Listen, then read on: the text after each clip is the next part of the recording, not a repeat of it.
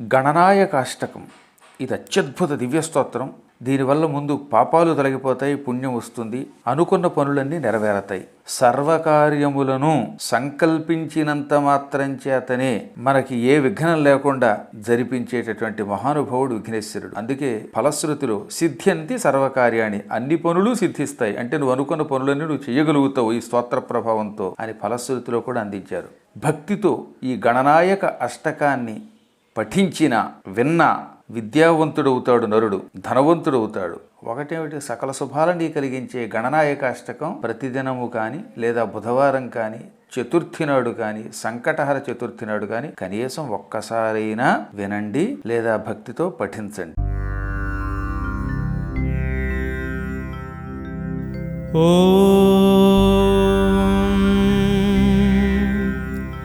गणेशाय नमः। सर्वे ऊचुः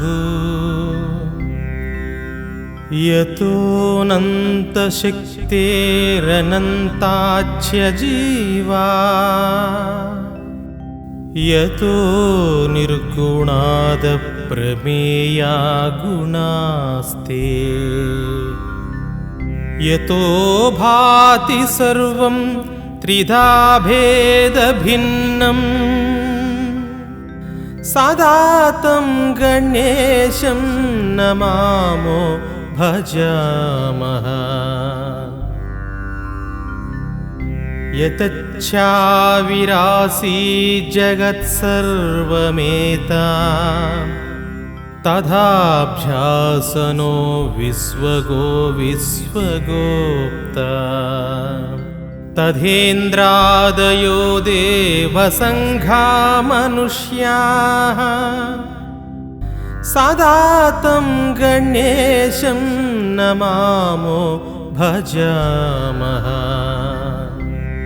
यतो वह्निभानुभवो भूर्जलञ्च, यतः सागराच्चन्द्रमा व्योमवायुः, यतः स्थावरा जङ्गमा वृक्षसङ्घाः, सदा तं गणेशं नमामो भजामः। यतो दानवः किन्नरा यक्षसङ्घा, यतच्चारणवारणः स्वापदाच्च, यतः पक्षिकीटा यतो वीरुदच्च, सदा तं गणेशं नमामो भजामः। यतो बुद्धिरज्ञाननाशो मुमुक्षोर्यतः, सम्पदो भक्तसन्तोषदाः स्युः, यतो विघ्ननाशो यतः कार्यसिद्धिः, सदा तं गणेशं नमामो भजामः। यतः सुप्रसम्पद्यतो वाञ्छितार्थो, यतो भक्तविघ्नास्तथानेकरूपाः, यतः शोकमोहौ यतः काम एव, सदा तं गणेशं नमामो भजामः। यतोऽनन्तशक्तिः सशेषो बभूव, धराधारणेनेकरूपे च शक्तः, यतोऽनेकधा स्वर्गलोकाहिनाना, सदा तं गणेशं नमामो भजामः।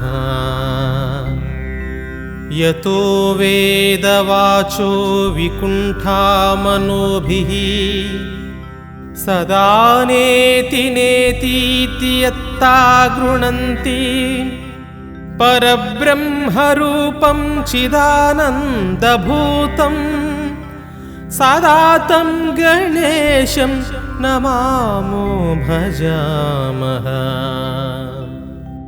श्रीगणेश उवाच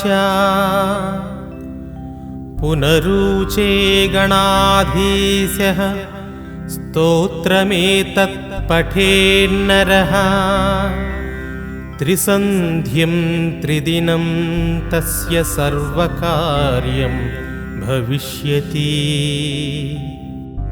यो जपेदष्टदिवसं श्लोकाष्टकमिदं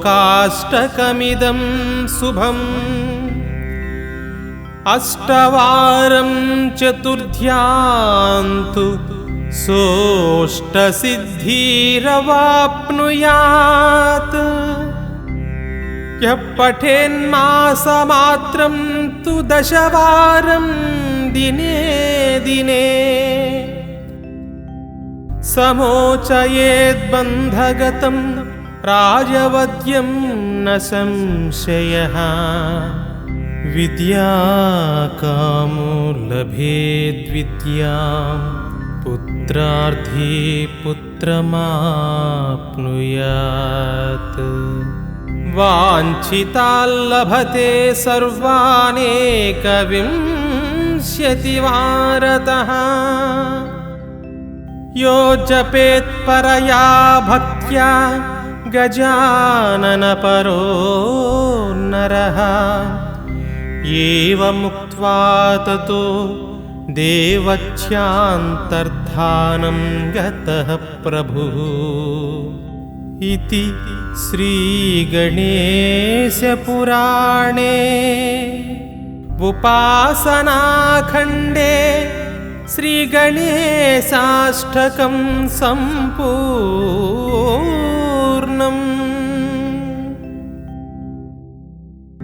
ॐ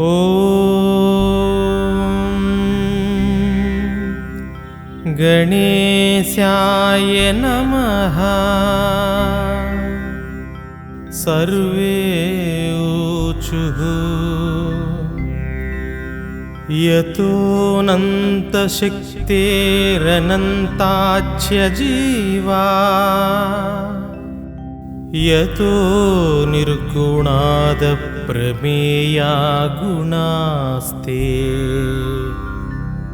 यतो भाति सर्वं त्रिधा भेदभिन्नम् सदा तं गणेशं नमामो भजामः। यतच्छाविरासी जगत्सर्वमेता तथाभ्यासनो विश्वगो विश्वगोप्ता। तथेन्द्रादयो देवसङ्घा मनुष्याः सदा तं गणेशं नमामो भजामः। यतो वह्निभानुभवो भूर्जलञ्च यतः सागराच्चन्द्रमा व्योमवायुः यतः स्थावरा जङ्गमा वृक्षसङ्घाः सदा तं गणेशं नमामो भजामः। यतो दानवः किन्नरा यक्षसङ्घा यतच्चारणवारणः स्वापदाच्च यतः पक्षिकीटा यतो वीरुदच्च सदा तं गणेशं नमामो भजामः। यतो बुद्धिरज्ञाननाशो मुमुक्षोर्यतः सम्पदो भक्तसन्तोषदाः स्युः यतो विघ्ननाशो यतः कार्यसिद्धिः सदा तं गणेशं नमामो भजामः। यतः प्रसम्पद्यतो वाञ्छितार्थो यतो भक्तविघ्नास्तथानेकरूपाः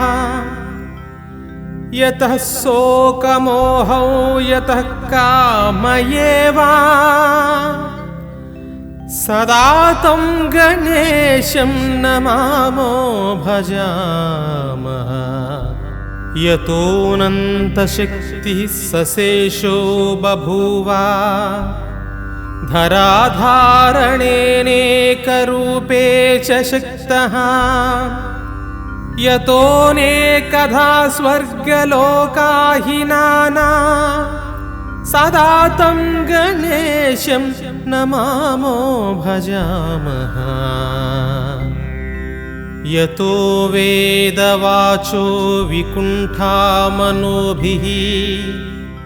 सदा नेति नेतीति यत्ता गृह्णन्ति परब्रह्मरूपं चिदानन्दभूतं सदा तं गणेशं नमामो भजामः श्रीगणेश उवाच पुनरुचे गणाधीशः स्तोत्रमेतत् पठेन्नरः त्रिसन्ध्यं त्रिदिनं तस्य सर्वकार्यं भविष्यति यो जपेदष्टदिवसं श्लोकाष्टकमिदं शुभम् अष्टवारं चतुर्थ्यान्तु सोऽष्टसिद्धिरवाप्नुयात् यः पठेन्मासमात्रं तु दशवारं दिने दिने समोचयेद्बन्धगतं राजवद्यं न संशयः विद्याकामो लभेद्विद्यां पुत्रार्थी पुत्रमाप्नुयात् वाञ्छिताल्लभते सर्वानेकविंशतिवारतः यो जपेत् परया भक्त्या गजाननपरो नरः एवमुक्त्वा ततो देवच्यान्तर्धानं गतः प्रभुः इति श्रीगणेशपुराणे उपासनाखण्डे श्रीगणेशाष्टकं सम्पूर्णम्।